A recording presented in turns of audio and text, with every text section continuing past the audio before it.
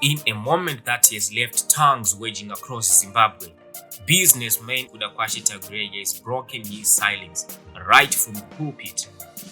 This weekend, during a worship service at the Seventh-day Adventist Church, Tagwirei made an unexpected move using the sacred space not just for praise, but for a bold and direct confrontation of his critics. Dini Kuda Tagwirei. All right. Wamuno wauye ndini. Asipa kwa muno ndiona ndichitaura. Amundione kunze ndichitaura. Ndinotaura nehama dzangu. Kuti kana tikarasana tora sana tiri muno. Tikagadzirisana togadzirisana tiri muno.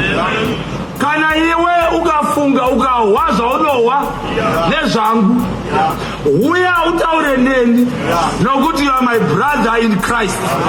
Kana ndakanganisa taura neni ndozvigadzirisa.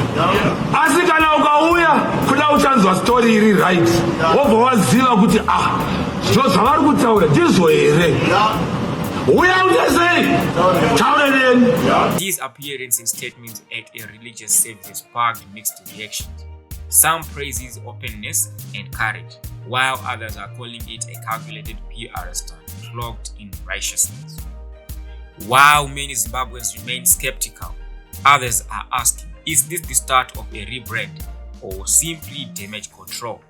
Whatever the case, one thing is certain: Kuda Tagwirei has made it clear he is not afraid to confront his critics, even from the house of God. Ndakauza sekuru vangu kuti kana mukawa zvataugwa nezvangu pavakauya kuzondiona kuHarare, ndakati sekuru uyai mutaure neni. Mukaziva kuti ndakaba mari yakati, uya kuti ndai muzukuru mari yaokaba iyeye dzorera nokuti tiri kugadzirisana kuenda kumusha kumusoro kuti. Don't forget to like, share, and subscribe for more stories that matter. Kuzaza.